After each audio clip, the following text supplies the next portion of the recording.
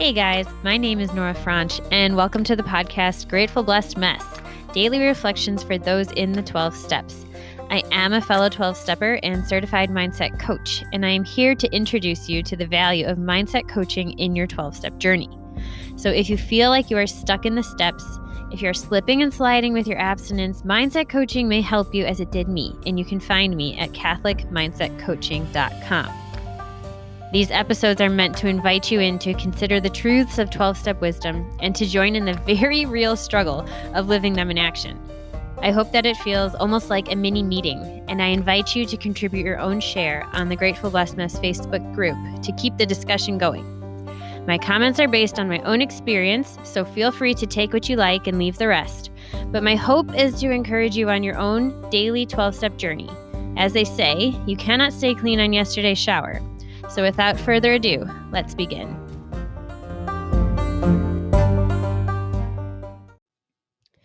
Good morning, everybody. We are reading from A Day at a Time, April 16th, Reflection for the Day. I once heard it said that the mind is the slayer of the real. Looking back at the insanity of those days when I was actively addicted, I know precisely what that phrase means. One of recovery's important fringe benefits for me today is an increasing awareness of the world around me, so I can see and enjoy reality. This alone helps diminish the difficulties I so often magnify, creating my own misery in the process. Am I acquiring the sense of reality that is absolutely essential to serenity? Today I pray. May I be revived by a sharpened sense of reality. Excited to see, for the first time since the blur of my worst moments, the wonders and opportunities in my world. Emerging from the don't care haze of addiction, I see objects and faces coming into focus again, colors brightening. May I take delight in the newfound brightness. Today I will remember to focus on my realities. Yeah, we've talked before about not being able to distinguish the real from the false, or that our higher power, one of his terms, is the great reality, and how I tend to just have trouble accepting reality, living in reality, or I can live in a fantasy because that just feels more comfortable, and it leads to my disease. And so I love this line, the mind is the slayer of the real, that I just never come across that before. But it's so funny how easily our minds will start to distort reality. And the more I learn about this stuff, the more I can see how these cognitive distortions, this inaccurate, this like circus mirror that we have somehow in our brains that distorts the image that we see of reality. And so in a way, it's not our fault.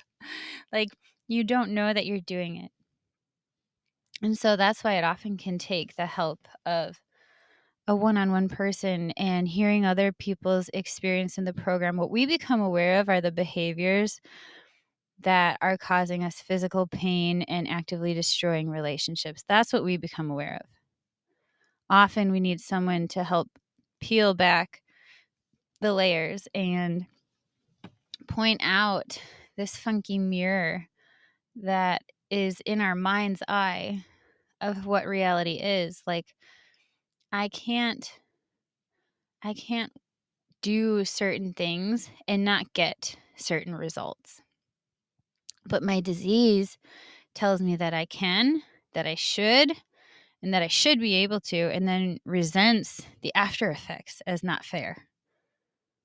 That's what my distorted thinking takes me to, and that is how the disease plays out in my life. It skews reality. And so maybe you can get to see and understand a different way of coming to see reality, or of coming to, that's interesting, of coming to accept your reality. And if you're having trouble Ask your higher power for the grace. Ask your higher power for help. Ask your higher power to straighten out the lens of your mind so you can see what is and you can walk in it. With that, I pass.